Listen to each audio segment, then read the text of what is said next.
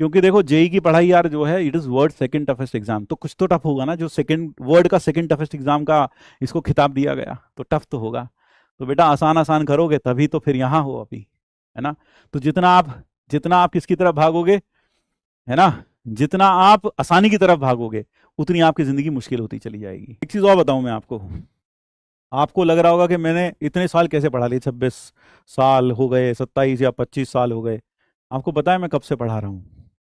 मैं बहुत पहले से पढ़ा रहा हूँ, बहुत पहले से मतलब अगर कोई सही में पूछे तो आई वॉज रियली टीचिंग, इससे भी ज़्यादा का एक्सपीरियंस कह सकते होंगे शायद तुम, या फिर इतना ही कह सकते हो। I was teaching when I was in class 9th। जब मैं क्लास 9th में था तब से पढ़ा रहा हूँ, तब से पढ़ा रहा हूँ। क्यों पढ़ा रहा था? कोई शौक था पढ़ाने का? नहीं भाई, पहले हालातों ने मजबूर किया पढ़ाने के लिए, और फिर पढ़ाते पढ़ाते पढ़ाने में मज़ा आने लगा।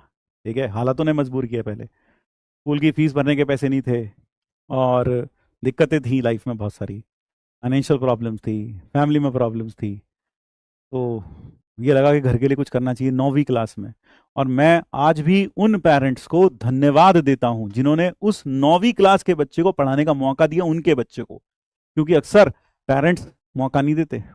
वो तो अच्छी बात थी कि मैं 9th क्लास में था and I was very good at studies in my school, नाम था स्कूल में, तो इसलिए कारण से कई पेरेंट्स ने अलाउ किया कि हाँ चलो पढ़ा लो आप हमारे बच्चों को। और सबसे ज़्यादा लर्निंग मेरी वहाँ पढ़ाने से हुई है, सबसे ज़्यादा लर्निंग, सबसे ज़्यादा लर्निंग वहीं पढ़ाने से हुई है।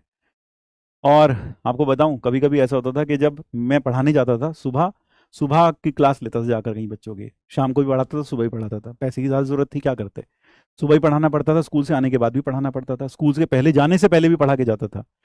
तो कई बार स्कूल वहीं से पढ़ा के सीधा अपने स्कूल जाता था। कैसे? स्कूल की ड्रेस में जाता था पढ़ाने के लिए, और वो बच्चे भी स्कूल की ड्रेस में होते थे क्योंकि उनका भी स्कूल होता था।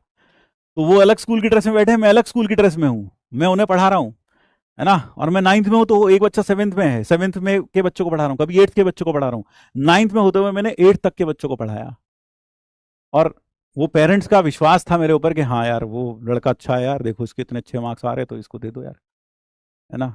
वहाँ से कुछ पैसे इकट्ठा होते थे, फिर क्लास के बाद जब स्कूल खत्म होता था उसके बाद खाना वाना खाया, फिर पढ़ाने निकल जाते थे, फिर रात को घुसते थे घर में।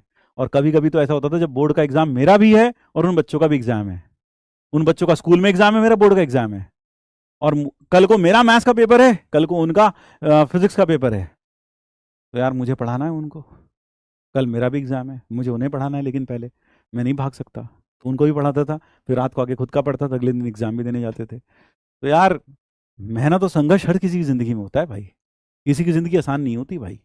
तुम्हें आज लगता होगा, है ना, किसी की जिंदगी आसान नहीं होती यार, किसी की जिंदगी आसान नहीं होती, मैं सच बता रहा हूँ। और ये मैं कोई मन गढ़ंत कहानियां नहीं बता रहा हूँ, ये मैं बिल्कुल जो सच्चाई है वही बता रहा हूँ मैं आपको, है ना। तो इतनी मेहनत की, आईआईटी का एग्जाम क्यों नहीं दिया आपने? आईआईटी से मास्टर्स क्यों किया आपने? आईआईटी से एमएससी क्यों किया आपने? आईआईटी से बीटेक क्यों नहीं किया? नहीं थे भाई, मेरे पास पैसे ही नहीं थे, घर से बाहर ही नहीं निकल सकता था भाई, मैं नहीं जा सकता था घर छोड़ के, नहीं जा सकता था, है ना। घर में मदद करनी थी भाई, नहीं कर सकता था। जब 3 साल और पढ़ाया, घर की हालत थोड़ी ठीक हुई पहले से, फिर मौका लगा तो मैं गया, फिर मौका लगा तो मैं गया। तो इसलिए लाइफ टफ होती है मेरे भाई, लाइफ टफ होती है, इतनी आसान नहीं होती, मेहनत तो करनी पड़ती है। और तुम्हें तो सिर्फ पढ़ाई, ये बेजान नंबर डरा रहे हैं जिंदगी में सबसे ज्यादा। पता है इंसान को बेइज्जती कब महसूस होती है? कब महसूस होती है? जब कोई भी आदमी ऐरा गहरा नत्थु गहरा मुंह पे आके कुछ भी बोल के चला जाए और आप कुछ नहीं कर सकते, आप कुछ नहीं कर सकते, आप कुछ भी नहीं बोल सकते। क्यों? क्योंकि वो सच्चाई तो बोल रहा था, वो सच्चाई तो बोल रहा था, है ना।